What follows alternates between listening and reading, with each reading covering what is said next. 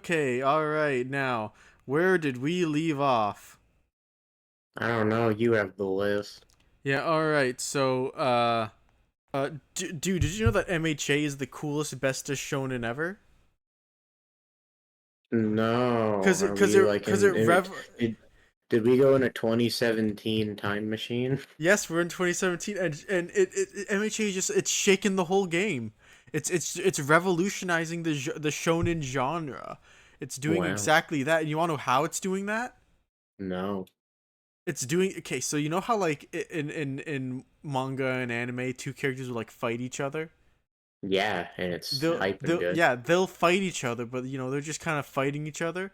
Whereas like MHA, like it was like about the characters, man.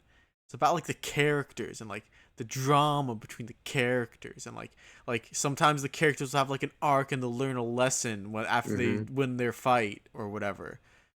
Isn't that Mhm. like isn't that like so cool and unique and awesome? Yeah. Yeah, thank you, So Gigguk. Thank you, I guess Gigguk. yeah. Here's the thing. Gigguk, who is now on a podcast with a guy who talks about how shitty MHA fans are, uh, was one of the worst MHA fans ever back when it was popular.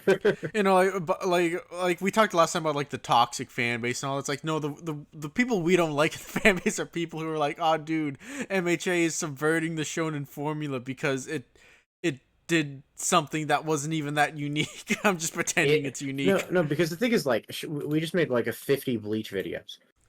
Bleach fights literally get critiqued because they don't have any strategy. Because what do they have instead? They got themes.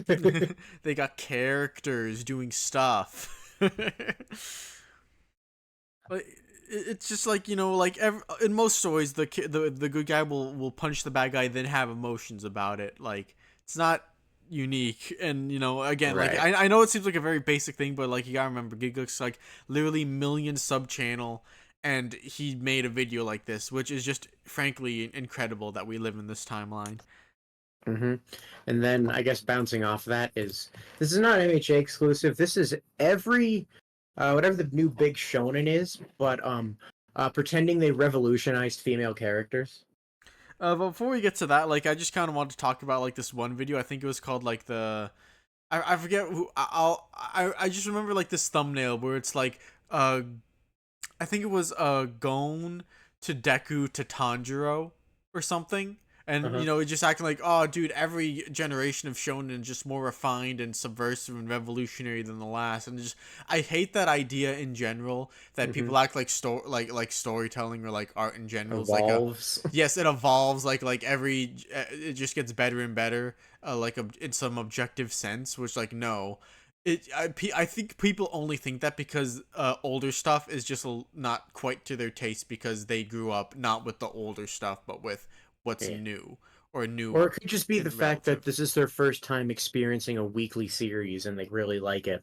Yeah, it's just I don't I don't like it when people act like the old thing is just a stepping stone for the new thing. Like people talk hmm about like Dragon Ball all the time. We're like, oh, Dragon Ball No, yeah, crawled, no, it's so kind of the thing of how like when everyone felt like they were legally obligated to make a Dragon Ball video, you could tell which people don't like Dragon Ball I because they know. didn't actually talk about it. They just talked about its legacy. It's like, oh yeah, dude, man, like Dragon Ball, it was super important. It influenced a lot of things, and Goku punched a guy, and like, yeah, dude, bro, Dragon Ball, man, it's a Inspired classic. so many Yeah, things. it's a very important piece of literature in the grand scale. But they would never once say anything like that implies they might like the story or think the story itself has any merit other than the fact that it's old and influenced other things, and it's just sickening, honestly.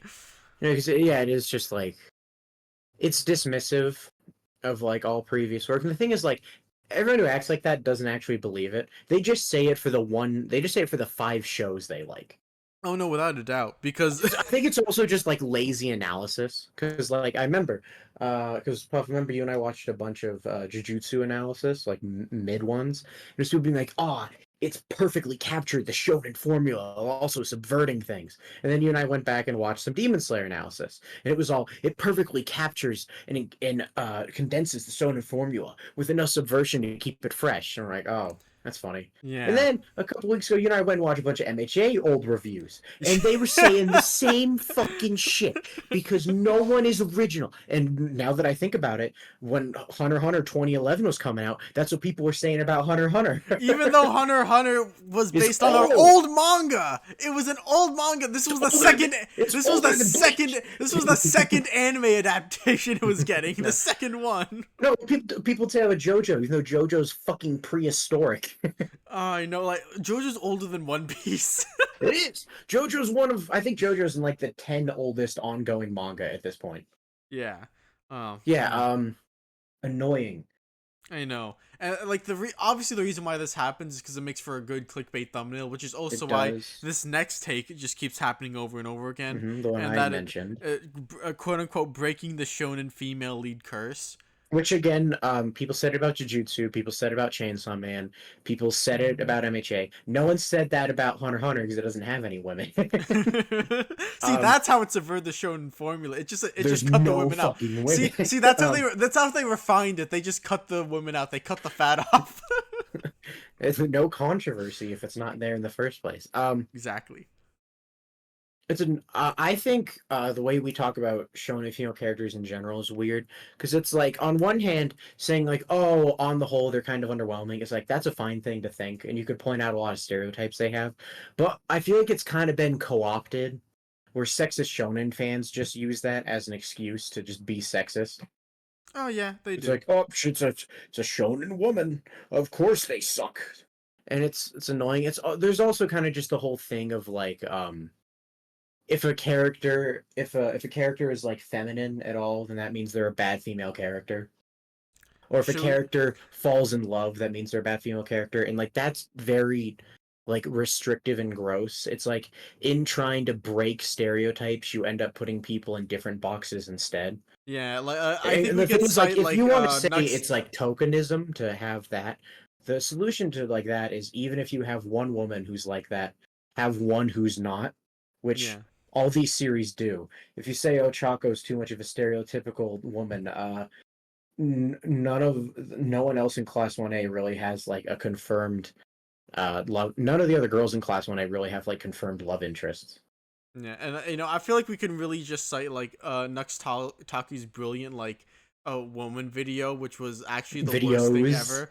Yeah, Because like no, he would he literally just can't keep say, a point. I know, like literally he would say like, ah, this character is bad because they're like feminine and they're too girly, but they're not ashamed of the fact they're girly. And then he'll say, but also I love this one because they're just a girl and they're not afraid to admit that and stuff. It's like you just said the same thing Quite twice. literally, Nuts Taku just listed female characters he liked and female characters he didn't, but tried to frame it through the lens of their femininity and womanhood, and he did not know what the fuck he was doing. It was a very funny video. I highly recommend it. All. Oh no, I sent a clip of it to the Weeb Club, and they almost choked on the fear that was Nux Taku. All right. So like I Yeah, guess like how I think the way it applied to Uraraka like respectfully is just like literally her fight with Bakugo and how like which dude. no one understood. No, a lot of people understood. When people tried to do like the empowerment thing, it was kind of awkward because it was like you're kind of by turning it into an empowerment moment, you're ruining it and also kind of making it so we have to knock down Ochako because legitimately Ochako got fucking obliterated in that fight. Yeah, no, she never stood a chance. Like she put up Like the reason she came up with the dropping rocks on him strat is because touching him was a failed plan from the start. yeah. Because as we saw literally at the beginning of the sports festival when Bakugo jumped over the robot, Bakugo can do aerial maneuvers. Like he can move Yeah. in the air just fine. So quite literally her only solution was the rocks, and then it didn't work. Yeah, like obviously, like it's a moment where like, oh, everyone underestimated her. Like did a better job than most people thought she was gonna do. But then by making it, you can't really frame it as, oh, look at how like badass and capable she is when she's like not doing very well in the grand scheme No, of I things. hate it, but that fight was almost like the best part of that fight for her was the ending when she calls her parents. Yeah. With Shocker, everyone's like, Ochako's thinking that she likes money. Why doesn't she talk about money? After that fight, when Ochako calls her parents, the thing they say is, you'll always be our kind Ochako, because her thing is not that she's a greedy fucking maniac, it's that she's excessively kind. And what's funny is, I think the actual combat itself actually characterizes Bakugo a lot more. Like, Aizawa's speech is about how Bakugo isn't a sadistic maniac. He's actually like very like Cautious. level-headed when he fights, and how, as people point out, he's actually like respecting Ochako by fighting her seriously. Yeah. So it feels like the actual combat, if anything, does more for Bakugo, which I guess we could use to kind of slip into the second side of the Ochako coin. What would that be? Horikoshi's bad at writing women. Okay, so I guess before we move on, I just want to say Fairy Tail like shattered the curse in 1,000 billion different ways, and if it didn't, Claymore dead, and if Claymore didn't, what's the other thing that's on the top of that like list you made a while back, that tier list? Oh, where we made like a best shonen women list. Yeah. Oh yeah, no. So we did.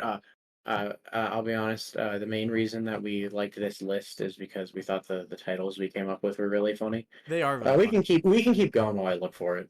Yeah, But okay. anyway, Horikoshi can't write women. Yeah. Um, I think he chooses not to. Because yeah, no, because he can when he wants to. He yeah. just doesn't. Like every time like say Deku's mom gets something to do, it's really good, but she just doesn't get that Toga many is scenes overall. great. Yeah, like I'd say Toga and Uraraka are just good Is good. characters, no matter how you slice it. Um, Mirko is not complex, but she's an excessively fun fighter. Yeah. Like, Lady she's Nag- easily the most likable pro hero that doesn't actually like get any development. Yeah, and there's some say like Found it. Lady. Okay. Oh, Well, the other two were one of the other ones was Blue Exorcist, which is probably because it's written by a fucking woman. hell yeah. um, but yeah, no, Yeah, because and yeah, yeah. Let me look at this chart so I can look at our all right, all right, comparisons. all right, all right. We said MHA's treatment of female characters is comparable to like Naruto's. Yeah. Like, there's good ones, but generally speaking, the average female character is a lot less interesting than the average male character. And you could say that's just up to the author's priorities, and you can make that's annoying. Like, yeah, it's fair. Yeah. Like, in the top 10 heroes, the four get actual like interesting development, and it's all men. Yeah, Five if you include all my. like So it's basically just like, yeah, MHA is not like great Yeah, or with look at the its. big three. The two guys get quite a lot of character stuff, and then Najiri just kind of gets like a quick little add-on in the final Yeah, battle. yeah. Notice how, yeah, no, I think Overhaul is actually like such a funny example, because I think Overhaul is where a lot of people called it out because it was really awkward. How you have like the men's group, you get like Kirishima and Fat Gum getting in a phenomenal fight, Mirio and Deku getting some of their best development, Night Eye getting some amazing development as a mentor, and then Sue, Ochako, Najir, and Ryuku were like fighting a big guy. And they beat him off screen, and I guess they get to Mhm. watch Deku beat up Overhaul at the end. Like, the most we get is Ochako's line where she's like, I think Night Eye died in my arms. Or he didn't, but she thought he did. And it's Yeah. like, oh, that's good for Ochako's arc of who will protect the heroes. But generally speaking, they felt like they were barely even there. Yeah. Which is just like it. He can write them well when he wants to, but he just doesn't do it that often. Which, is like pretty universal by shonen standards. You can say it's not good. I agree. I think a balance is more fun. Yeah. Lucy is one of my favorite characters of all time in Fairy Tale. Oh no, dude, Fairy Tail Shriek say, well, the fan service. That's like, all right, if you think fan service is evil, then I'm sorry, Fairy Tail can't win you over. But Yeah. otherwise, I like Urza and Lucy get like either major moments or like full fights like every arc, sometimes multiple. Hmm. Usually multiple fights, which you can't Yeah. quite say for One Piece, Bleach, or Yeah. Naruto. Oh, I guess one thing that might also hurt MHA is, again, people's eternal comparison is MHA to Black Clover. And Black Clover actually has an insanely strong female cast. Oh, yeah, no, I remember Noelle, the line lady Noelle whose name I'm keeps getting great forgetting. shit. Meryl Leone is great. Um, I forgot her name. I'm very sorry. Pink-haired underwear woman has good stuff. I remember she gets an Um, arc. I remember Yeah, that. It's been a while since Charmy's I've read Black Charmy Clover. is fucking hilarious. Yeah. Like, But yeah, yeah, you know, when I think of like my favorite like female characters in MHA, it's like really just Toga, and Chaco. and then Nagant, who's just like a good like fight for Good Deku. short Yeah, arc good, character. good short arc character. Just Hmm. you know, yeah, and she gets a little thing later on, but it's like she not a major character in the grand scheme of things. It's like again, that's why I say Horikoshi chooses not to write women, because like you can write them and then like everything Yeah. they do is good. They just don't do Yeah, a no, whole and we're lot. not gonna use Sometimes for that to understandable like, reasons, or sometimes for yeah, less understandable reasons. yeah. But the thing is, like, we're not gonna use that to extrapolate if he's sexist or not, because one, that's weird, don't do that. And two, another series where people, this one I think people overhype the female characters is Full Metal Alchemist. The women are like fine, there's some good ones, but they're not nearly as good as the best male characters, which there are way more of. But I'm not gonna pretend that the author of Full Metal Alchemist is like a raging sexist because she's a woman, and also I don't know her. But the fact that she's a woman makes it even less likely. Yeah. It's All just right. like, if you don't like that there's an imbalance, that's fair. Yeah. That's fair. Absolutely. I agree that it would be cool if fucking Najiri was actually able to get a thing. do more than like have a lecture during the Bakugo Shigaraki fight. Yeah. Because All even right. like her school festival moment was through the lens of Sun Eater talking It about her. was it felt like again it kind of felt just tacked on compared to what they had during the Yeah, arc. because like literally it was Sun Eater talking. She didn't even look like she actually outdid the other members too. It was kind of awkward. All right, what's next? All right, next is dude, did you know that Mineta is gay and also perverts are fine? So here's the thing is like a lot of people point this out. Proportional to what he does, people's vitriol for Mineta is insane. Because for one, big one, Mineta, unlike the overwhelming majority of pervert characters, isn't like a creepy adult. Yeah, he's a horny teenager, which like, you know, I was Like, a and horny does he teenager cross the once. line? Yes, obviously. But the thing is, like, Mineta, for much smaller errors than other pervert characters, gets basically immediate punishment. Roshi shrunk himself and looked at Bulma go to the bathroom and got almost no consequences for it. Mineta tried looking through a peephole and immediately got blinded. Yeah. Mineta tried touching Sue's chest and got drowned. Tried looking at the girls in the bath and got fucking owned.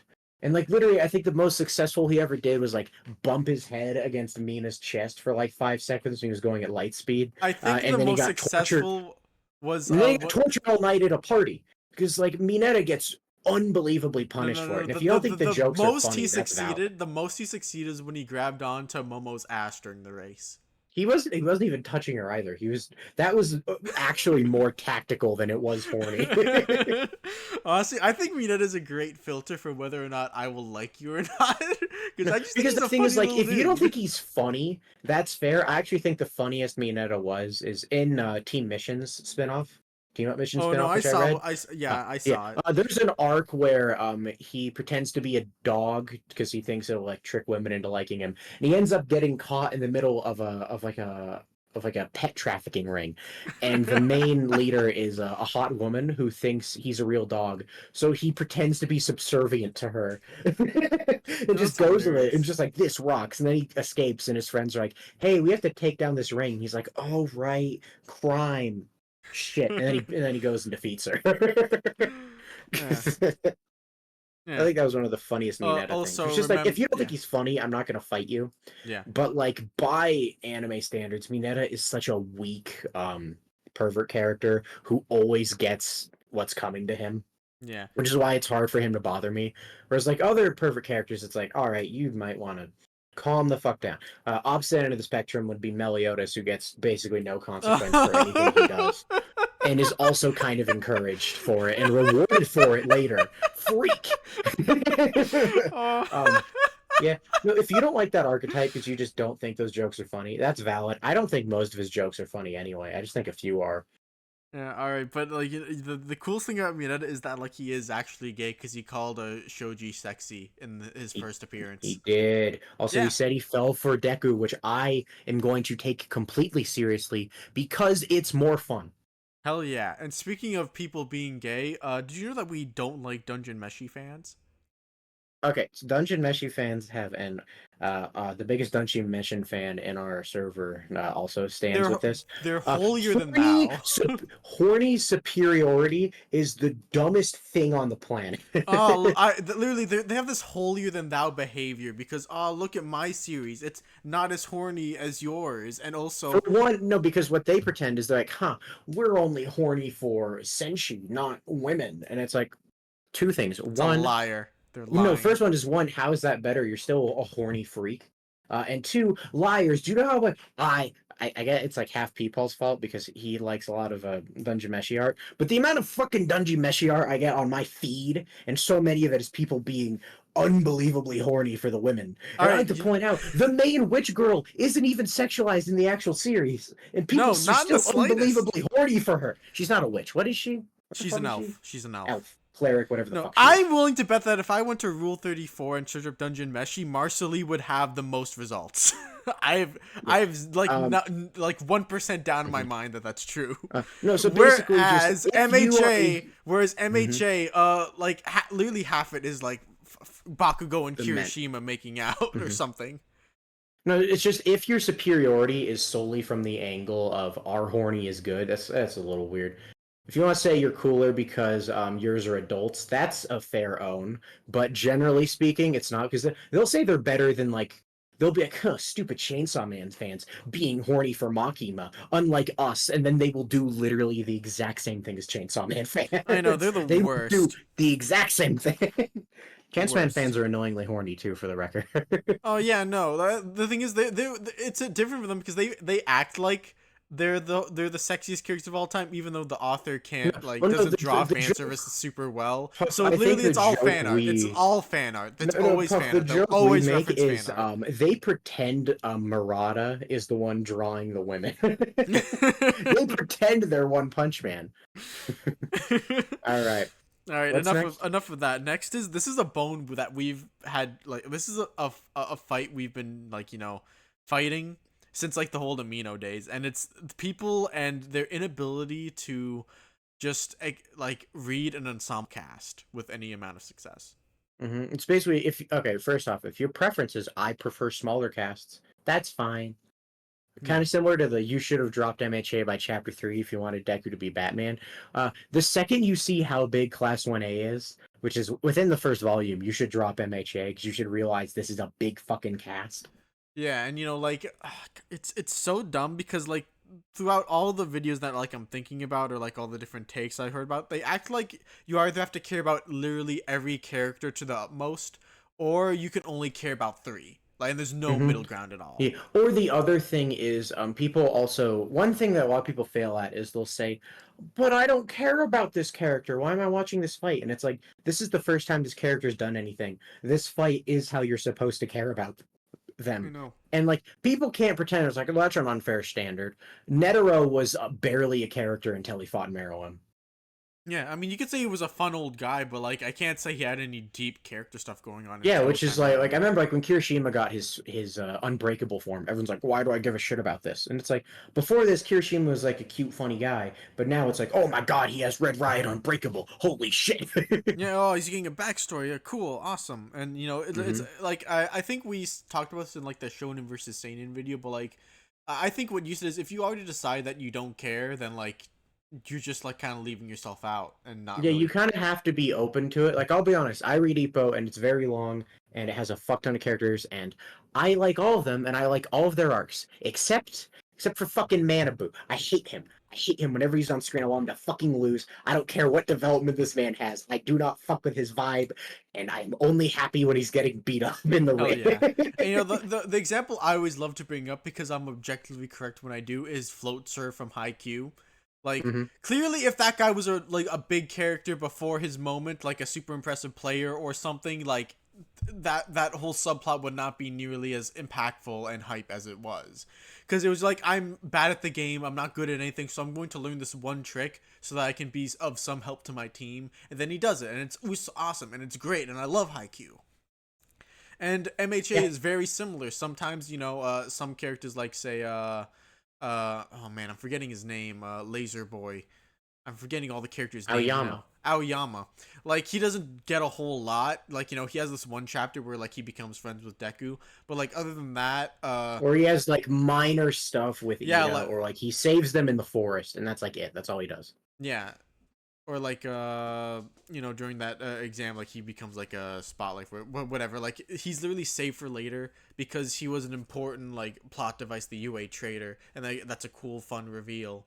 And, like, again, like, it wouldn't be as impactful if, like, yeah, no, that's the thing. Everyone gets a little something to do sooner or later, with like a couple of exceptions. But like, I don't think that's a Yeah. major The flaw. other thing is like if you go into an ensemble cast and you think, ah, yes, all of these characters will be getting equal development. It's like, what are you talking about? You should know that's not true. Yeah, no, like again, Like, it's like I like think it's all to the imagine like I utmost or remember only three. one critique people would have about MHA, like I think during like after sports festival, is they're like, how are you going to develop all of Class A and all of Class B? It's like you think that's going to happen? We're going to get like 3 people from Class B. Why are you being insane? And one of them is actually Kino. Monoma, my fucking king. My god, I love him so much. The man behind the curtain. hmm it's just like ensemble casts are fun because you get a lot of character interactions and a lot of pairings, and then people do like act like math, or it's like by getting 10% more Kirishima development, Deku is a 10% worse MC because it could have been on him, which is just weird. I, It's I like no, know. no, All it's right, not like all right. Horikoshi Let's has just like an allotted amount of time. He can focus on Kirishima as long as he wants, and then focus on Deku as long as he wants. also let's just like look at from this perspective. The premise of the story is supposed to be a school setting. So like Yeah. and because everyone has a superpower, wouldn't it be fun to at least know what their power is and maybe see how they perform in certain tests or do better or worse than other characters? And then maybe they develop different relationships with people. Like Bakugo is an asshole, no one likes him, and except for Kirishima. He's the one friend Bakugo has, and that's actually like a pretty important, Yeah. significant thing for Bakugo, who's one of the most important characters. So even if you're coming at some perspective of I only care about 3 characters, you still should be glad that one of your 3 important Yeah. characters has other characters to interact with and not just Yeah, like well, yeah, two. or like Momo, even if you don't give a shit about her inadequacies feed into Todoroki's development when they have a joint fight together. That's the thing. It's always a two-way street with characters. That's yeah, no, it's literally like I remember Kraftsdorf, he made a really good point where he's like, any character analysis that doesn't bring up other characters is a horrendous analysis. The only exception I can think of is like if you're like specifically talking about like I don't know like how does this character explore mental illness or such. But even then, odds are the interactions with other characters are a big part of that. No, like absolutely. So Yeah. yeah, ensemble casts are fun. And then Also, there's like, always like isn't it what fun? percentage. Isn't it fun to It's have different factions of people with different goals and like a larger scale story that's like this long? Like for example, like sure you could just have like why do we have like 2 different villain groups making up the Paranormal Liberation Front? Why is it the League of Villains and this other group? It's because the conflicting priorities and like what they want and how they mesh together was I think an interesting little story. I thought that was cool. I thought it's like cool that different think characters have what I different think is really motivations in a noteworthy big is setting that's supposed to be exploring societal whatchamacallits.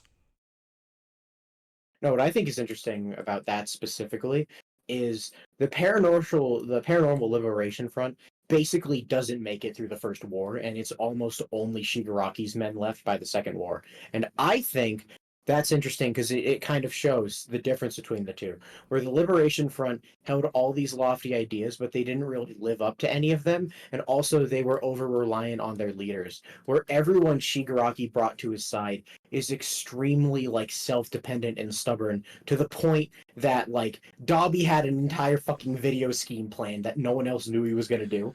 Yeah. So, yeah, I think we talked enough about that. All right, now, dude, does it is it bad that MHA gave an abusive dad a redemption arc? Not necessarily. I I think because here's the thing. agree. I think every misstep it intentionally avoid because the missteps would be like having him get back together with his wife, having his kids like openly and happily accepted. None of that happens. No, all right. I really think that like I don't want to live in a world where like it's impossible to redeem yourself. Like I get like from a position Endeavor was in, because like at the end of the day, like if he wants to take it seriously to try and redeem himself, which I would say Endeavor does, then absolutely like because Endeavor like Or like, what does he say? He says he doesn't want redemption. He just wants to like pay for what he did. yeah, like again, I remember the scene where he's talking about like in his dreams he keeps imagining his family together again, but he can't see himself there. And then the Yeah. solution is like I'll buy them a separate house, and if they want me in their life, they can come to me. But they don't have to live with me. They don't have to interact with me Hmm. if they don't want to. That's completely up to them to And then they decide. do come to him after the Dobby reveal because they're like, "You need to be a part of this. This is relevant to all of us." Yeah, and then Because one of his sons. because like literally like Natsu still hates Endeavor by the end of the series. Yeah, He I think he said you've been like literally at the end he's like that's the first time you've been badass in my entire life once. Fuyumi has always been kind of neutral where it feels like she knows the situation's shit, but she'll put up with just about anything as long as she can get a semblance of a normal life. yeah. Todoroki, like literally on multiple occasions, says, "I respect you as the number one hero. I hate you as my dad." I know, and I guess like we're inclined to like take Todoroki's side because he's the most prominent character here. But Yeah. like at the end of the day, like Natsu wasn't considered like in the wrong or like being a jerk for not like forgiving Endeavor completely. No, literally, the most the family is ever called out for being wrong is when Bakugo says, "Don't do this when you invite guests over. That's rude. What's wrong with you?" Honestly, I would say that like the only other person besides Endeavor that gets called out is the mom. Because like Toya says like this is your fault too, which to some degree is true. I don't want to like victim It's blame too kind of like much. hurt people, where it's like Endeavor is still the root of it. Yeah, but like at the end of the day, she was the only other adult in that situation. So and Where she it's did like you not don't really blame her, but yes, part of it did personally, come from her personally, actions. personally, I would blame her a bit because she still threw a teapot at her kid. So like, But yeah, but that has nothing to do with Toya. It doesn't do with Toya and his beef. well, sure, but still, I like again, like I don't think she was perfect. Like again, I don't want to victim blame, but it's just that she didn't handle the situation as best she could either. No, it's like I can't get very mad at her because like No, you of can course just like not. root it farther back. Like And then obviously, like what yeah. she did is far more Also, forgivable oh in no, the other thing is the end. like Toya's whole thing is while he did have justified annoyance at like Endeavor or like kids getting mad at the parent that does protect them from the abuse is pretty regular. That is a Yeah. regular feeling. But then also Toya was kind of just like a little weirdo who's like the women in this house are useless. um it's just like if you're it's kind of just like if you kind of don't really like the idea of Endeavor, I guess no, I think the reason I can't get it is because like the story's never nice to Endeavor. Literally, after he learns that his son is alive, he's like, "Oh, my heart can't take it," and his whole family shows up and says, "Fuck you, prick." Yeah, take some they responsibility. like they literally don't let him have like a sob story. They always hold him accountable for what he did. Yeah.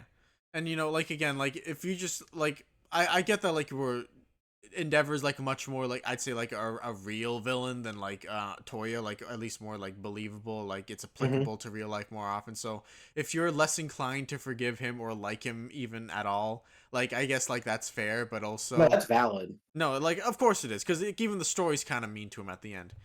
Yeah. Yeah.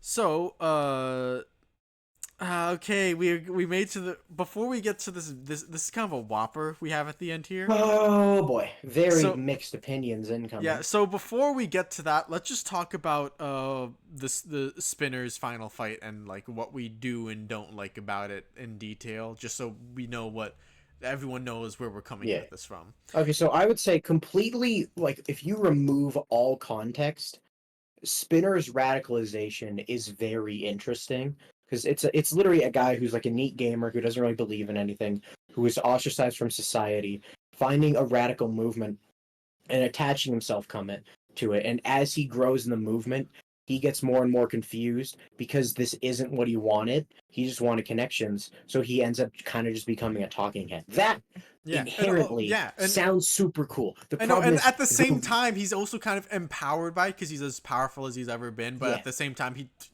again, he doesn't know what yeah. he's doing. Like he literally has like a thing where he's like kind of upset with himself that he accepted a quirk buff when Toya didn't. Yeah. But the problem is the radical mob that he's leading is a bunch of minorities who are revolting against the system because they've been heavily persecuted. There's some interesting like tidbits of this that I like. Like I like how they bring up like how like it's way worse in the suburbs than it is in the Oh yeah, cities no, because like them that's very looking like at that's like a real life thing. oh yeah the where like they're yeah the where they were annoyed at Coda because they could tell he was from the city, so he didn't experience it to the same degree they did. Yeah. And like I think like the whole oh no this was a racism plot is like a fun twist sometimes like Mm-hmm. like that old X-Men show we watched like the like how season 1 is just like superhero shenanigans and then like season 2 they begin the whole mutants are gonna be our minority that we're gonna oppress and they're evil and they must die starts happening and then suddenly all their friends at school start like slowly abandoning them and it's like oh no this sucks but they're friends no like that's like a really cool way to pull it out however pulling it out in the last like 5 volumes of your big shonen battle No, epic. like there was build up to it. Like we learned that like their equivalent of the KKK exists. Yeah, like there was some build up to it but like overall not a whole lot of time was dedicated to it so like it feels like it Yeah. doesn't really Hmm. do like Also, justice to the there's just a topic. lot of really like Puff the page I just sent. That's a awful page. uh huh. That's a terrible page. And also, I think Shoji is also really annoying because like Shoji's whole thing is at first he's like, oh, I hide the scars from when I was hate crimed, not because I'm ashamed of it, but because I don't want to scare people. And then he's basically Shoji's like, I am going to be a model minority. And it's like, if he personally wants to do that, if he personally wants to act as like a great person for community, that would be cool. But then he also throws out the spinner, you're about to set us back 30 years, which is uh probably the worst line in the manga. yeah, no, yeah, that is probably my least favorite. It's like, Because the thing is, like, if Shoji personally wants to be a model minority, good for him. He can do that. But the thing is, like, telling all other people to do that is like really fucking gross. And also, there's like stuff that's interesting but not touched on. Like, you could point out how it's interesting that the evil Shadow Man who wants quirks to enter, because quirks represent individuality. He yeah. wants individuality to keep causing an era of recklessness and like chaos. So one way he does that is he has the marginalized group be the ones that attack a hospital to try and like stoke hatred and shit. But that's not really touched on more than All for One's evil. So of course he would do that. Also, I think it kind of like emboldens like one of the big problems here, which is that like the crowd themselves just seem like a mindless mass that just will Yeah, be and then they manipulated change their however they mind want because with they like almost just no enter a effort. hospital and they're like, "Oh no, I'm raiding a hospital," and it's like, "Dog, what do you mean? That's what you Yeah, came out here to do. yeah, What do you like mean? That's why you're here." I feel like the thing that like a subplot like this was really missing was like a real like figurehead for like rebellion for their side, like a real champion for them. No, I think it needed way more build up. No, like yeah, Like obviously, but literally, like I like feel like one thing that's missing is like an actual character that we can look at as like an intelligent, like good leader who like actually believes in this cause and is like maybe he's like I don't know, like maybe he's like being manipulated by All for One or like he thinks because All for One's about to take over the world, this is the best way for his people which to would still get be like ahead. kind of dorky because it's like, oh Yeah, wow, the but like at evil least minorities, but it would be like less but at least, annoying at but the very yeah, least. at the very least, it's like, all right, there's at least like a guy with a brain who's like in charge of this mob. Hmm. Because like the guy who they have there is like literally just like a guy trying to manipulate them for All for One's sake, so he doesn't actually Yeah, believe it at we all. like he's also a minority, but we literally don't understand his motives. Like, is he also being disingenuous? Does he genuinely believe in this? We It can't really doesn't. tell. Yeah, no, I don't think. I think he's just like one of All for One's goons, being like, I gotta get this mob angry somehow. I gotta get them to Yeah, the hospital which somehow. having the ringleader of the racist mob be like, hey, I don't actually care about racism is stupid. That's fucking dumb as shit. Yeah, and like to be fair to MHA, it's not the worst racism subplot I've ever seen, Mm-hmm. not by a country mile. RWBY. Watch the first 5 minutes of our RWBY tier list. Like, there's more to Mm-hmm. it. There's a lot of characters that will eventually go into that Adam tier, but just the first 5 minutes will tell you pretty much everything you gotta know. Mm-hmm. And then I guess to go a little bit farther than that, because before we talk about the video, this will kind of lead to the stuff we agree with, which is the fact that MHA's big problem, I'd say one of my biggest critiques of MHA, is that it will address very huge systemic issues like systemic racism that literally reaches the point of like now there are KKKs in rural cities that have a tradition of like maiming minorities, or like how they bring up people like Shigaraki and how there's an ongoing problem of abandoned children with quirks and shit. Yeah. And the problem with a lot of these systemic things is the solutions, while less individualized than when All Might was in charge, are still a bit too individualistic. Yeah. And I get that the message of the manga is like anyone can be a hero, like the granny who like it helps one Yeah, like which a is a kid. good scene. Yeah, it's a good scene, but like at the end of the day, it's not like well, what about the like 10 other kids who were locked into their basement grabbing a Yeah. dangerous quirk? Like, is there like a government like group that's gonna be in Yeah. charge No, of yeah, rounding the up these problem is kids and basically finding them a friendly home? neighborhood theming gets weaker when you apply it to a national scale. Yeah, which MHA clearly wants to do. Yeah. Yeah, so I guess we're on the same page about that. So now let's talk about the Copaganda in in My Hero Okay, Academia. so let's start with the very basic one. All shonen all battle shonen kind of glorify violence. Even ones that are anti-violence have very cool epic fights. That's Yeah, true. like And if Naruto's you're like an anti-war manga where the main yeah, character like tries to talk to all of his big yeah, bads, but he and still does still, epic punching. yeah, But the thing is like if you are personally offset by MHA because that glorified violence is through the lens of characters doing law enforcement, like if that's kind of awkward to you, that's a fair thing to feel. yeah, like That's a fair the thing to whole feel superhero genre in general, you can call it all propaganda, because and it's I'd say like that's pretty super fair. because it's the idea of like a good cop and a super cop. Yeah, like it's the perfect idealized cop in my fictional setting. He can save everyone. He doesn't have to kill anyone. He does everything right and all that. There were some where like you could argue them more like firefighters than policemen. Like I'd say Superman in like many of his interpretations is more of a firefighter type Yeah, guy. and But you can like even see that with in the general, MHA character. in You can general, even apply like that to the MHA heroes too, where you have like glorified violence or like All Might. But then you also have Sue, who literally just wants to do like flood rescues. yeah. So So if you're offset by that initially and you can't get into MHA, because that's fair. But I do think that's kind of just like you have to accept that about the narrative to enjoy it at all. yeah, Like you definitely. have to accept that, okay, technically they are like brutalizing criminals more than they need to.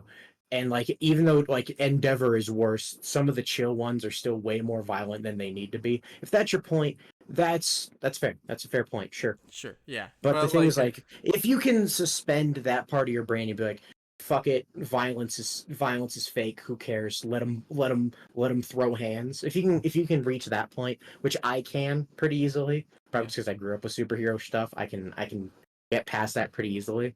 You then get to the other rough parts of the video Yeah, where okay, like well, we didn't even mention a video yet. So basically you said the propaganda video. no, I said I just said Oh, okay. Copaganda and Oh, MHA. I thought So you said the video. All right, so we all right, so are there is a referencing a video. Yeah, video. there is this video called My Hero Copaganda from Lost Futures, who is a good channel. I've been Mm-hmm. watching them pretty much all week to confirm that. Like I like their Attack on Titan videos. I like Their their FMA Full Metal Alchemist video video. It's pretty good. brings up like kind of awkward moral Equivalencies. equivalencies that are kind of weird. They bring up good points. Yeah, But their MHA video is bad. I think the real reason it is because like it kind of starts from the faulty premise that All Might's MHA's supposed to. leading question is about what does it is basically MHA's leading question is about what makes law enforcement. Yeah. So Well, I think like one of the big like assumptions he makes is that All Might is supposed to represent the American justice system in which Japan. like he they don't substantiate at all. They Yeah, don't. They they just say really All don't. Might is American I and believe gives their a goofy reasoning. crime statistic. Therefore, he's the American justice system. I believe his reasoning is because All Might, like, beats up villains, and that is supposed to be equivalent to police brutality in America. Yeah, but right, even then, the thing is like All Might clearly represents the American ideal of like a perfect superhero like Superman, because if anything, Endeavor is closer to the American justice system than All Might is. I'm just saying, like, Because he's violent the a lot. reason, He banks a lot more on fear. He abuses his wife. yeah, no, like, the reason why, like, All Might is, like, American coded, has all the American symbolism is because Horikoshi loves comic books. Like, Yeah, America's the land of heroes within his setting because he was because that's where inspired by comic book Batman heroes and started. Superman. Yeah, so All Might is a Westerbu. Like, in universe, he's a Westerbu. I Yeah. don't think that was supposed to, like, he's supposed to have, like, American ideology behind him. I thought it would just be a homage to, like, the place where all of his favorite, like, inspirations came from. Yeah, I do think like for how huge a point that is, it needs to be substantiated because it just isn't. Yeah. And then among that, there's other things like by only viewing hero. The thing is like heroes represent a lot of cultures at once. They are simultaneously law enforcement, celebrities, and athletes. Like they're all Yeah. three, Yeah. and you can kind of see that where it's like he points out that you could how Endeavor can be even less likable if you read him as an abusive cop. But the thing is like Endeavor's relationship with Todoroki and his family is more like a failed athlete, if anything. Yeah. Because he's trying to breed a kid that'll have better stats than him, basically. Yeah, where he's like, I could only be second best in the world. And the Again, thing is like really fucked there up but still, but in like that is the thing in real life. Athletes who are way too hard and put way too much pressure on their kids. That's a real thing. yeah. There's multiple cases of that. Not So even it's just kind like of like athletes, like think about like it's not fitting a square peg in a round hole. It's more like fitting a square peg in a rectangular hole. yeah. Like you're not wrong, but that's not the best understanding of it. You're a few steps away from what the subplot's actually about, I Hmm. think. And then like there's also great points because like they do point out how shit the racism subplot was. Yeah, Like they do point out true. how like I would say the most level-headed MHA political criticism you could make is just that it's extremely like liberal status quo. That's what it is. Yeah. That's how MHA is. And Yeah. like we pointed out how sometimes that can lead to faults, like how the fact that even though the themes behind the ending are really strong and cool, the logistics are kind of awkward because like we don't know enough about the systemic changes that are supposedly happening. Because it sounds like solving racism is tied way too closely to So Shoji yeah, and just Shoji's being solving a cool guy, and because and Shoji's a cool solving guy, we and just solving all got afflicted over it. kids sounds like it's tied way too closely to Ochako and three other people personally going to school, which is like not good enough. Yeah. No, and So it's like like it's like I still think the ending is strong thematically, but when you get into the technicals, it does come across as rougher. yeah, Or like definitely. the other thing he points out, which is kind of just like metatextual reading, is if you want to read Shigaraki the League of Villains as people who want to tear down the system and have valid critiques against it, then it's annoying that he's treated as like a Literally dumb insane. weirdo. Yeah. But the thing is like I think the problem is that Shigaraki doesn't actually represent that at all. And you could say that's a critique in and of itself, but that there's no villains who genuinely critique the status quo that much. Because Shigaraki's whole thing is he literally wants to destroy everything, some for valid reasons, other because they piss him off. Because the point is, Shigaraki is just like a ball of hatred due to having a very shit life, half of Yeah. which was society's fault. The other half was because All for One literally manufactured it. Yeah. And then I would also say that the other very rough issue with the video is it's way too America centric. Because like with the villains, one thing he points out is that they are referred to as terrorists, and then he alludes to like the America war on terror, terrorism scare propaganda. But the Yeah. thing's like Kind of feeding back I to the don't All know Might how is American much justice system. I don't know how much of a thing that is in Japan. Like I'm literally saying I don't know. Like I don't know at all. How big is like the terrorism scare propaganda in Japan compared to America? I actually have no idea.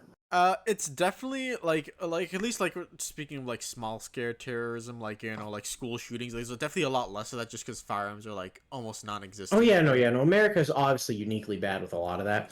Yeah, And then also just like another thing is with the with way too America brained is just stuff like the way they talk about cops. Like, oh, it's supporting the idea that cops are like these super violent, justified, scary figures. But things like in Japan, uh, I am being very simplistic here. Um, Police are generally less violent and significantly less likely to pull a firearm. probably because like most people in Japan don't Yeah, have a yeah. firearm. No, so that yeah, no, like you because normally critiques level that the Japanese law enforcement is like their insane conviction rate, half Yeah, because which is guilty half until proven because innocent.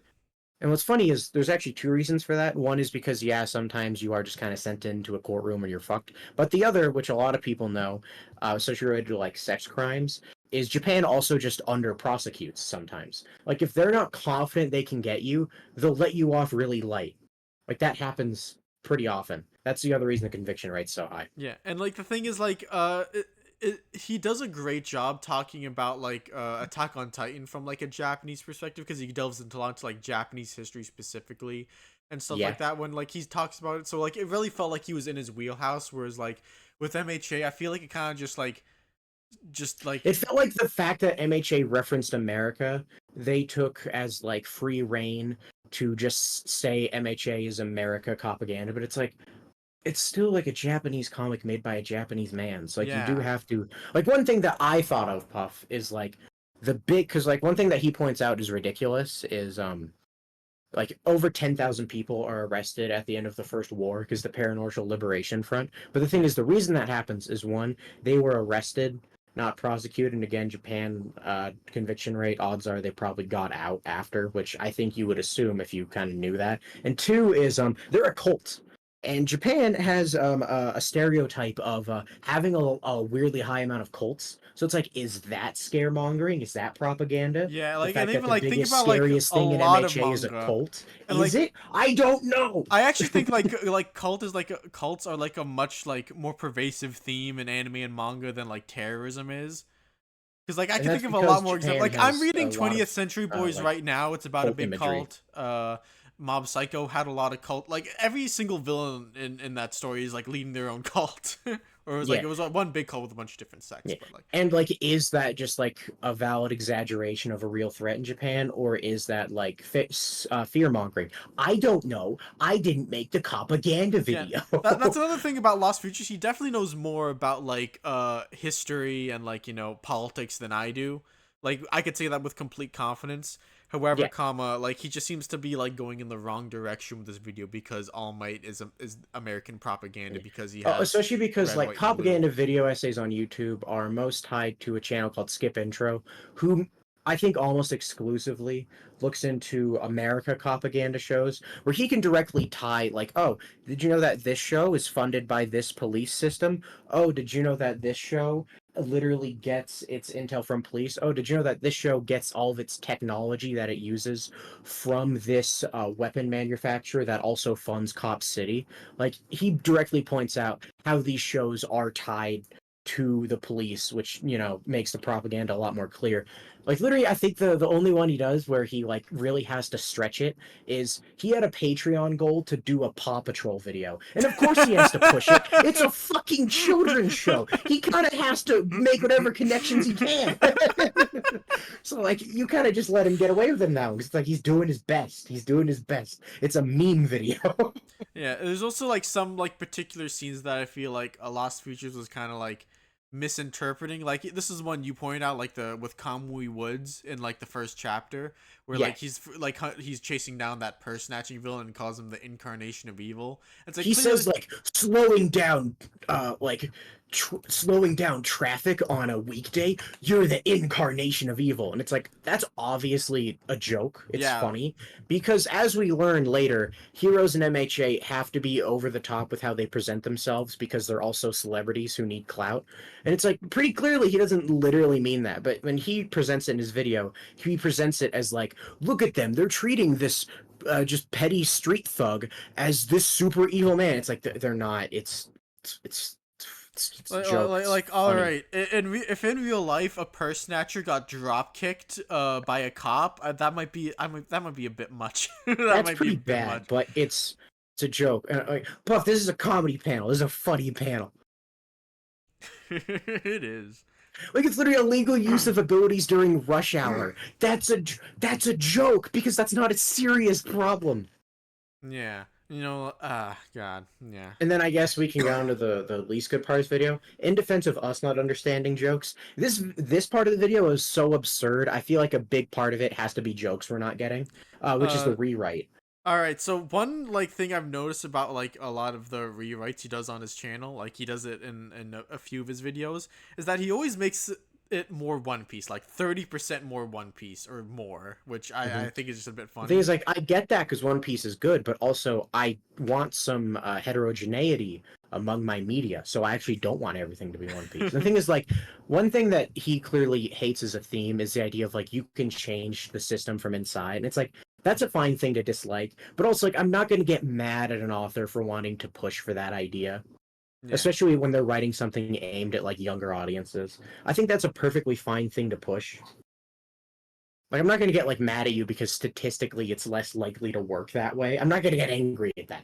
Yeah. Uh, But I feel like what really got me about this rewrite is like All For One and Deku's relationship with All like Might. All Might is like not even really brought up No, once. because basically the you and I talked about this before we started the rewrite. The thing with rewrites is fixing the politics of MHA is like, oh yeah, you could do that as a rewrite. But my rule for all rewrites that are supposed to fix issues here and there is you have to keep the core theme, which MHA is anyone can be heroic, anyone can help people and make their day better, make their lives better. And also you have to keep the core of what makes a series good, which in Yeah. MHA is like Deku's feelings of inadequacy with his relationship with All Might and All Might's failures at being the symbol of peace, and also Deku's relationship with Bakugo. Yeah, like In his the core rewrite, identity All Might should is be secretly an a evil CIA puppet of the plant. CIA. Bakugo fell for racist propaganda. It's like, okay, we're gone. This is a Yeah. different thing All now. right. There should be a difference between like I want to make my own story using MHA as a base, like like writing a fanfic like that can be cool for whatever reason you want. But like when he says it like as a rewrite, like this is what it should have or could have been, then like Hmm. you can't lose the original identity, or else now it's just a different story with like the same with characters that have the Right. same name and nothing else. Yeah, because again, like All Might's thing is I guess a lot of people do this. People act like All Might is flawless and that him being the symbol of peace is good. No, I guess to be fair, like All Might's solution worked pretty darn well for what it no. If you was. want to say it worked too well, that's fair. Especially because, like, even though in universe the reason it worked is because almost all organized crime in Japan was tied to All for One. So by repeatedly destroying All for One syndicates, he literally just got rid of organized crime. Or like got rid of most of it. That's like the in-universe explanation. But But like a out thing of about a universe, video no, like but out of this, universe being told some super law enforcement guy showed up and is such a badass at beating up criminals that the crime rate dropped. That sounds like propaganda and sounds bad. So I can yeah, get that's why the thing you about a don't video like like the this. way that sounds. You could like debunk some points if you want to by pointing like in universe stuff, but like at the end of the But day, you have to understand because of the the perspective, yeah, metatextual. because of the perspective this video is coming from, like that's not good enough because the author could have made it any way he wanted in whatever way he Yeah. wanted.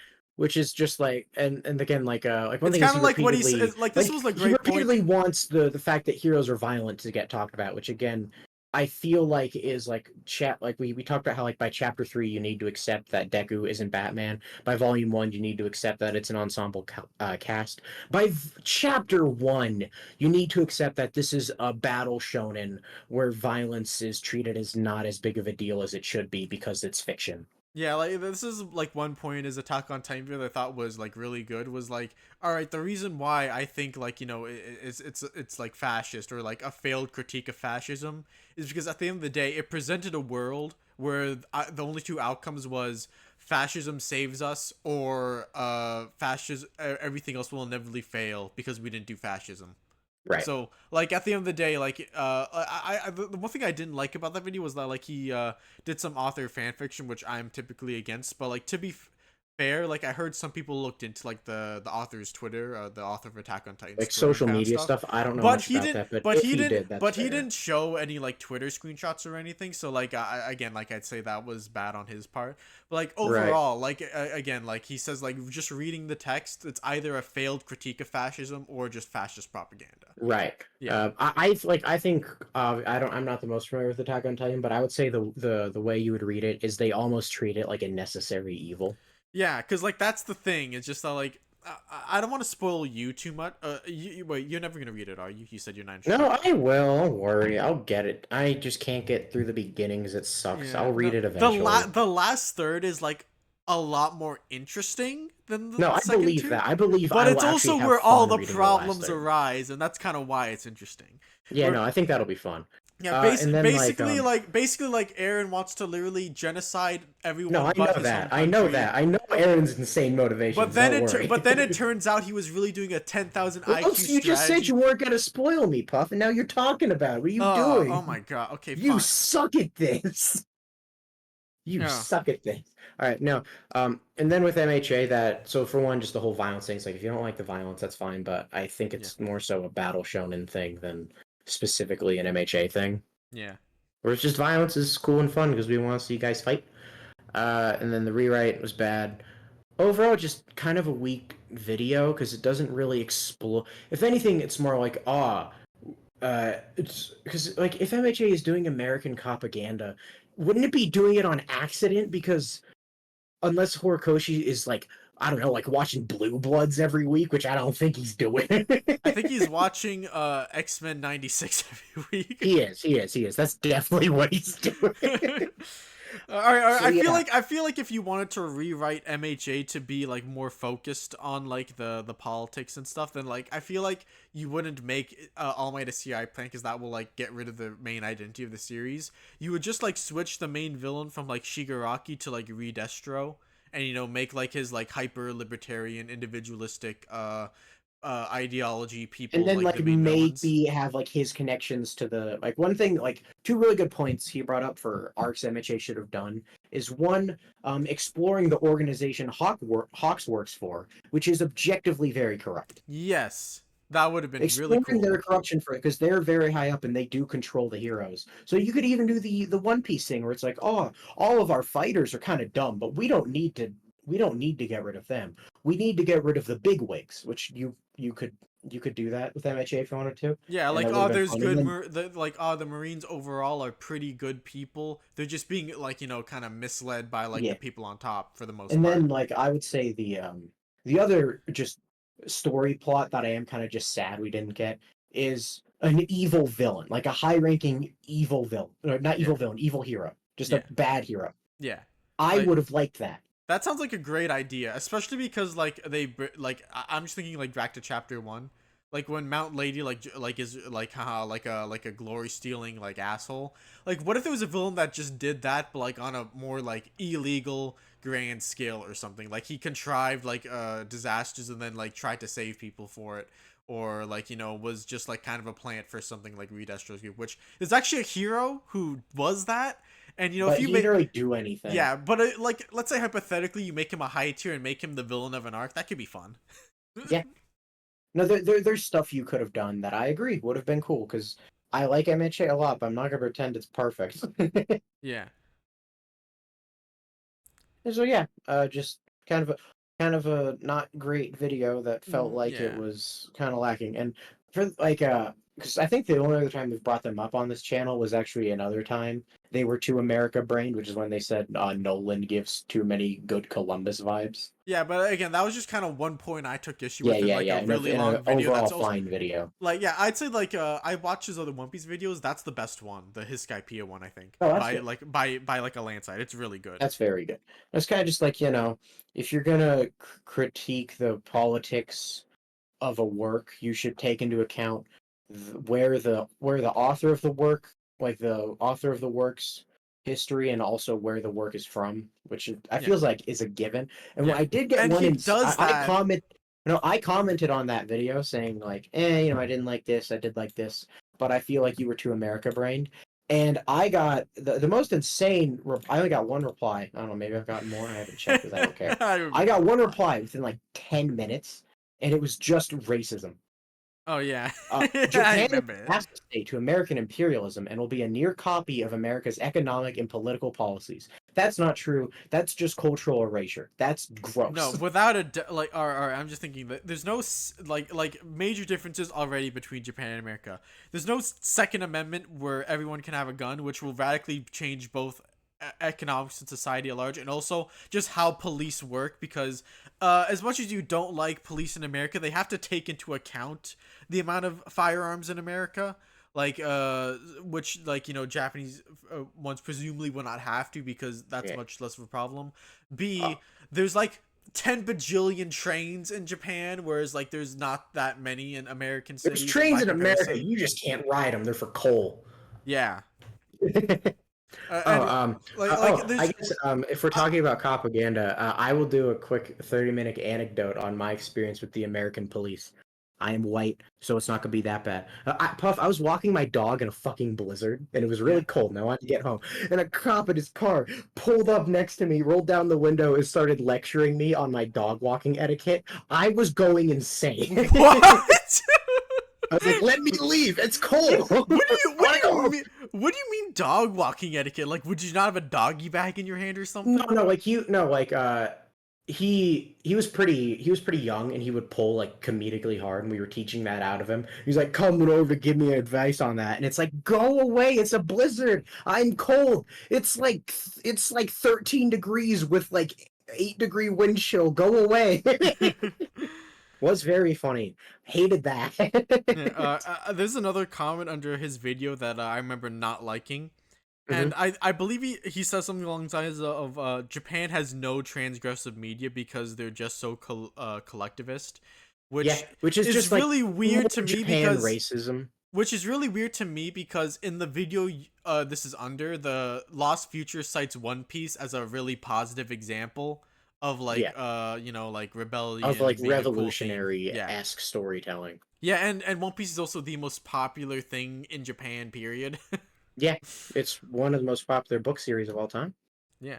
So it's And just like, yeah, kind of dumb. No, one other thing about the video before we move on, I think there was like a good I haven't seen Psychopath, so I can't like 100% confirm, but there seems like there was well, a they good basically just point out that Psychopath video. Psychopaths addresses a lot of really cool things, like immigration, which Japan actually loathes immigration so much. Well, the Yeah. government. I don't know about the civilians. The government does not want to do immigration. Uh, Stuff like that.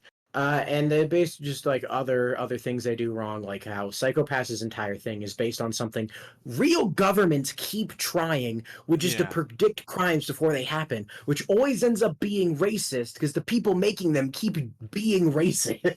Yep. Yeah. um, yeah, and he just points out how Psychopaths covers a lot of that, but then never. I'm not going to cover the never really addresses it part because I don't know. I haven't seen Psychopaths since I was like 13.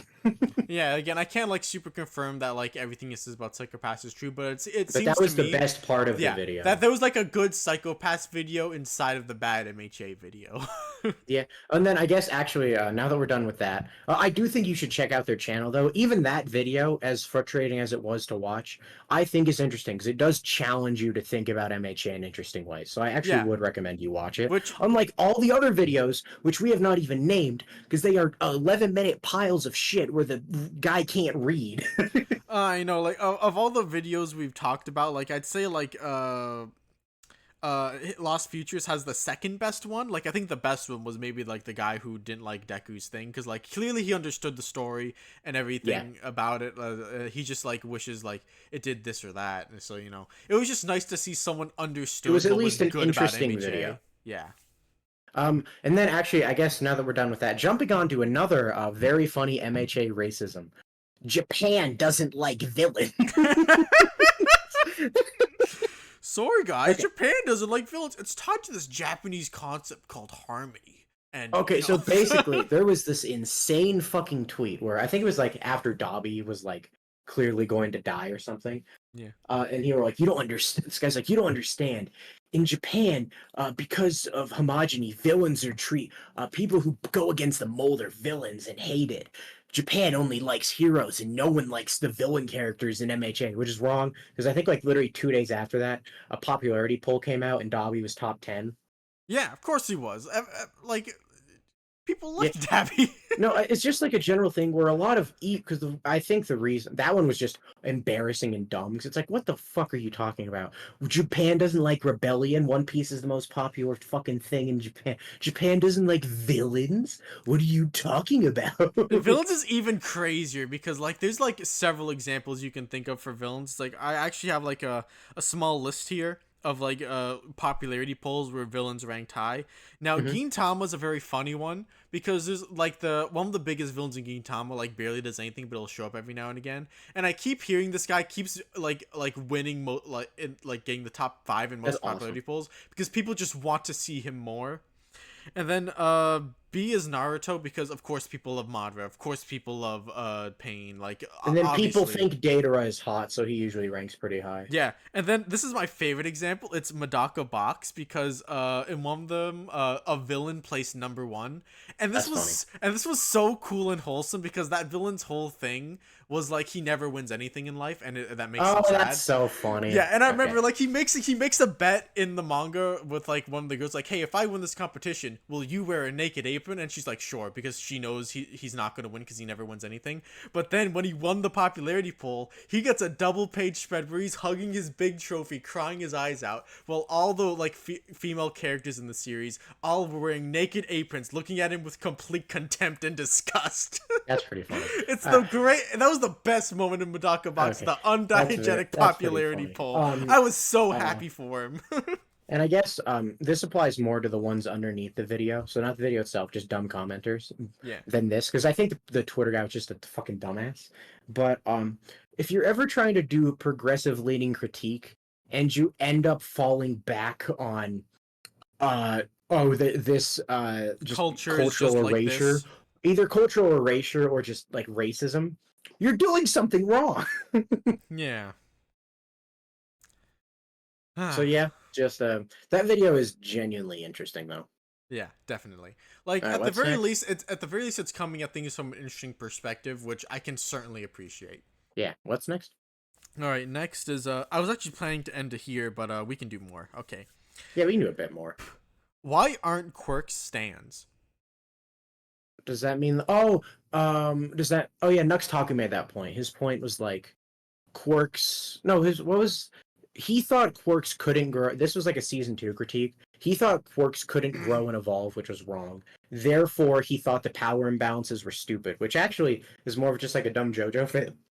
JoJo fans act like any stand can beat any stand with the right It's a strategy and lie. environment when that's like They objectively lie. not true. Literally the whole point of literally half of part 5 is literally the boys getting together and saying, all right, what the fuck do we do about the main villain stand? If all stands are equal, why can't 5 stands beat this one stand? Huh? Explain that, They just Nutsaku. get in a circle and they're like, okay, what the hell do we do about this?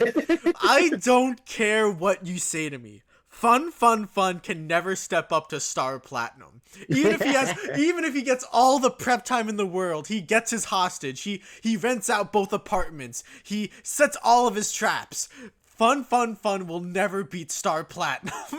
Yeah, it's fun. It's funny.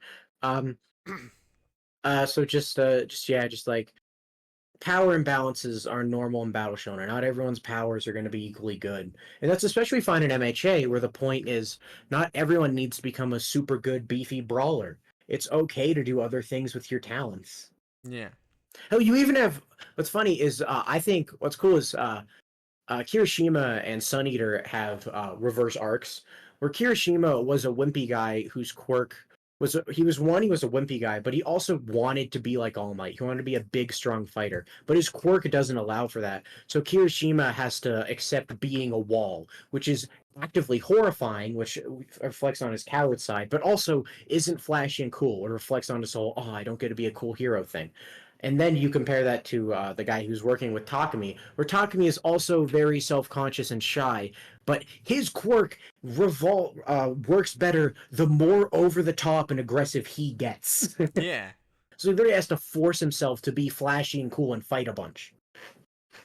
So Yeah, it's just that's the thing in MHA. You need to play on your strengths in ways that work best with you. And when you try to be a good person but you end up hurting yourself in the process, that's not good. Look at Sports Festival Deku. Oops. You know, one thing I Just liked stuff like about that. Kirishima's fight was like the monk guy was like, "Aha, we have a shield and a spear, while you have two spears. We will win." And then Kirishima basically has to become a shield and protect Fat Gum, and it's And awesome and Fat Gum cool. has to become a spear Yeah. when he's normally a shield. It's pretty cool. Just yeah, I liked it. What else do we got? This is another next Taku one. Hmm. There's a difference between ideology and motivation, you weirdo. Oh no, I Nux Taku. He's kind of dropped this, but the reason for a very long time you can still see it in TikToks, What's like this character's when ideology? Doron's World, the anime English teacher, that fucking man. I hate A him. lot of I hate that he gave a lot himself of that name. a lot of analysis channels always talk about like, oh, villains and their ideologies. It's like most don't. Most main characters don't have ideologies. Most characters don't have ideologies. By that, I don't mean like cool videos that like metatextually analyze which philosophy and ideology does Monkey D. Luffy match up to the best.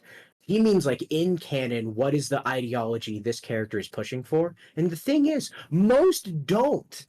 Ideology is like I specifically chose this one to represent me, and like the most of the time what he's talking about is just a character's motivations or prior or like what their goals are, which is not quite Yeah, the like same thing as ideology. like even in MHA, like Stain has an ideology. Stain literally does.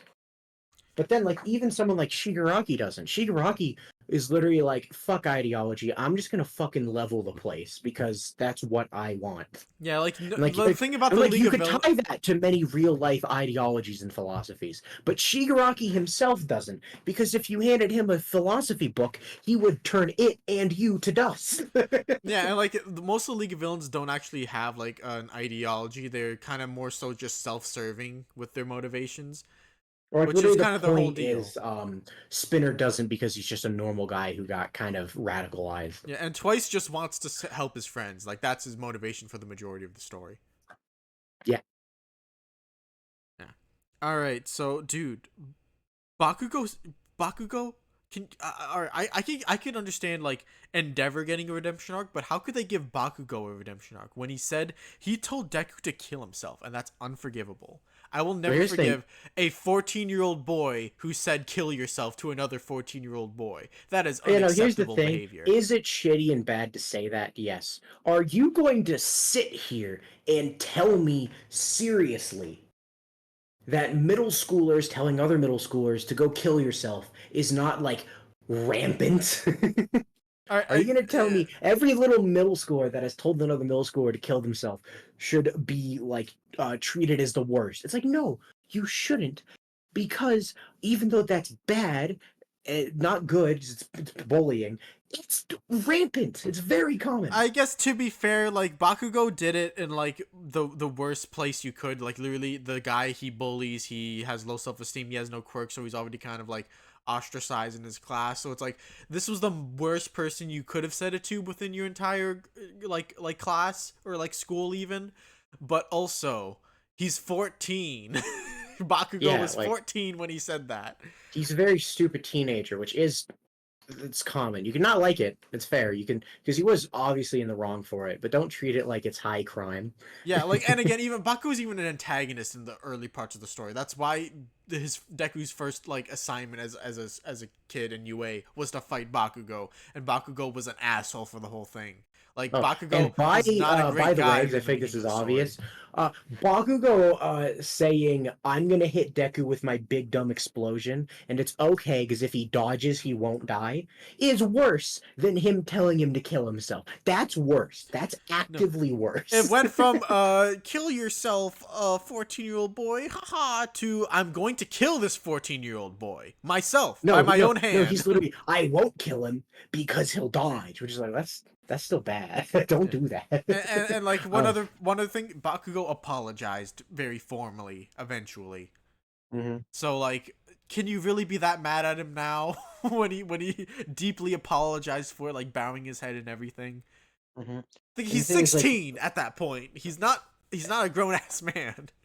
and then Deku doesn't freak out because, as he says, even though Bakugo did give him like some insecurities, he also grew thanks to Bakugo, and also they're 2 years older now. He's not gonna freak out about that. Yeah. All right, we got another Bakugo take. So you love Dynamite, right? Like his hero name? Yeah, it's such a cool hero name. I love how great Explosion Murder God Dynamite actually caught on, because in the epilogue, Disc Kid actually calls him by that name, and I thought that was great. Yeah, no, it's good. But one thing that I literally didn't know this until the Dynamite chapter dropped. The fan theory for his name was it was Ground Zero, right? Yeah.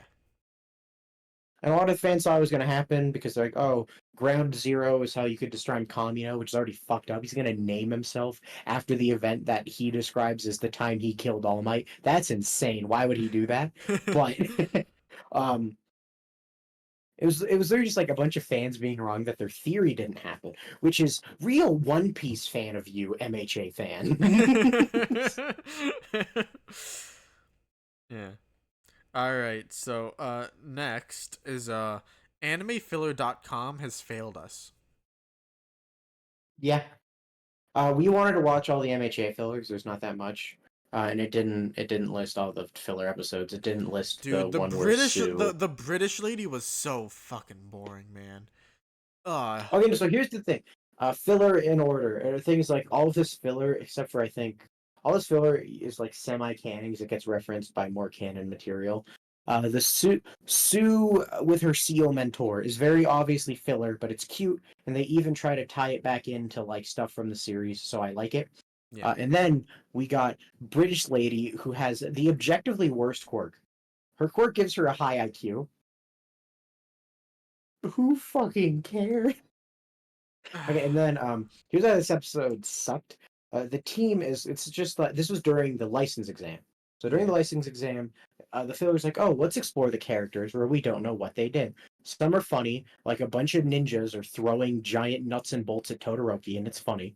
But then the lamest one is Sue, Momo, Jiro, and Shoji are in a skyscraper and they get locked in a room and they start filling the room with cold air because when Sue gets cold, she hibernates. So Sue defeated. And then a sniper from across the building snipes Jiro's headphones so she can't use her headphones. It's like, okay. No, dude, but even before that, they literally just play a loud noise on a radio, and that like cripples Jiro, which makes no sense to Oh no, me. she has her earphone in a wall and like music plays and it cripples Jiro, which doesn't make sense because she's been plugged into the wall while explosions happen, but whatever. I know, like literally, like when the parallel liberation of things happening, she's like on the ground in a literal war zone, and she's fine. Also, Yeah. she probably listens to music alone in her room at a louder volume than what Yeah. they were No, playing. and then we'll get to and then they block out and then here's the dumbest part. To cripple Shoji, they block out the windows so he can't see anymore. And then they weld the door shut. And then like, all right, we've defeated them. And you would think the answer is, oh, Shoji's a big, strong man. He can just punch down the door. The explanation for why Momo doesn't do it is like, oh, she's low on fat reserves, and also this is the beginning of the exam. She should probably only create one thing just in case. But the thing is, like, it's a false conundrum because it's based around me believing that Shoji can't kick down a door. Hell, can't kick down a wall next to the door. Hell, can't break in the floor. Things I believe he can do because he's a big, strong man. I know, and like to be fair, at this point, he hasn't had like any major fights at the point the anime was out or even the manga. But But like, his second scene ever was clarifying that he's one of the physically strongest characters in the class. yeah, and you know, obviously, And also, he's just humongous with like 50 limbs. yeah. Oh, Uh, like it's also and just then the funny way, because I do remember like later on we see Momo like armed to the teeth with like a missile launchers on her like her shoulder and stuff. It's just like, can you not like make like a simple like I don't know like No, a no, but, drill. no. I'll believe her partitioning thing solely because she literally had no idea what the second half of the exam was going to be. Yeah, okay, And she sure. did end Like, up making a lot of stuff in that half, so that was the right call for her. But then the funniest part is, but all is a these schemes power happen. tool really too much? Yes, I think that's fine, Puff. I think that's a non-criticism. I think why can't Shoji break a door is a much fairer one. I will not argue with that. And then okay, but then they break out, they do some funny schemes. And then Shoji doesn't even fight anyone. Jiro and Sue walk through the British lady squad. And it's like, oh, why is Shoji here? Well, they didn't have any other plans for him, I guess. No, they literally couldn't think of anything. So they just have him be like, he's a tracker, and if he can't see, he can't do anything. uh, and then oh, there was another filler. It was the pool episode. And you know what was great about this pool episode? What? There was way more man service than fan service, which I thought was funny. Like, okay, I see why Oh, there's so many gay Bakugo MHA had fans the now. largest shoulders of all time. It was kind of like almost gross I because they know. normally don't look like that, which gives the impression that when he takes his shirt off, it like pops up. It was just funny because the manga is so heavily like male gaze focused that having a filler episode that was female gaze focused, it's like, oh, that's cute. It was like, I remember watching. It was like, all right, if I was like a gay 12-year-old, I can imagine having my awakening watching this. It was cute. Yeah. Let's see. Is there anything else we want to talk about? All right. I have more stuff listed here, but we can save that for next time. Is there any other small things we want to do? There's other small things like Horikoshi forgot about the UA trader. Oh, I know one thing that we said we were going to do. We said we were going to talk about cool things about Horikoshi, so we will do that real quick. All Number right. one, which you already said, every single volume, Horikoshi lists all of his assistants, which is Yes, so which is nice. so cool. Because Most of here's the time, the manga only usually do that like the first couple volumes because they don't because have anything then else to put on the back because the thing until is like volumes, the manga gets to decide what they put in there. Like Oda famously has the SBS corner, or yeah. before that he had the fan art corner where he would post fan arts of stuff. Not before; those are at the same time. I think he still does it. Yeah. So that's all cool. Famously, Horikoshi's Smoker fan art was in an early art gallery, which is cool. Yeah. Uh, and here's the thing: the reason it's so cool is because for some insane reason, I don't know what the fuck Japan is doing. You don't have to list assistants on Kind like of a fucked manga up, chapter honestly. or volume. It's not required. So when a mangaka lists them in every volume, it's so cool and nice. Because literally, Puff, this happens to me like twice a month. A new manga will come out. I'll look at the art style and I'll say, that's familiar as shit. I look up the author, they haven't made anything, and I'm like, okay, that means they were an assistant for someone I'm familiar with, probably. And then I Yeah. can't say. I'm wondering if And that it was gets like me mad. one. And the thing is, like, don't get mad at other mangaka for not doing what Horikoshi does. It's not the job of mangaka to list their assistants. It's the job of Jump's manga industry to make it required to give credit to all artists. Yeah, absolutely. And I'm wondering if this is like one thing that like Horikoshi maybe like picked up from Western comics, because like in Western comics you'll always get like every credit and who did what. Like, Right. and even like in Horikoshi's thing, like he'll bring up what each like editor did or sorry, Right. what each assistant did and My what they were guess best at at. why he does it is actually in his interview with Kubo, Bleach author. They talk about how MHA has insanely consistent, detailed backgrounds. And when he talks about it, he says, "Oh yeah, me and my assistants go insane doing this." And I think it's because he and his assistants work together a lot more, and he might ask of them more than he does more than other manga could do, and that might be why he always credits them. Yeah. Oh, very funny thing. One of the only other manga where I see people talk about assistants is Chainsaw Man, because you can tell when he cycles through new ones because the art gets worse. Like, it noticeably worse. Dude, It's funny. one of the annoying thing about that is I remember there's this manga called Centura, which has like a few, I think like 12 chapters out now. Yeah. And like it was the art's really the art's really good, like it's insane, and people tried to like give credit to the Fukumoto, or sorry, is that the Chainsaw Man author's name? Yeah. Yeah, You're getting Fukumoto confused because for it. there's two.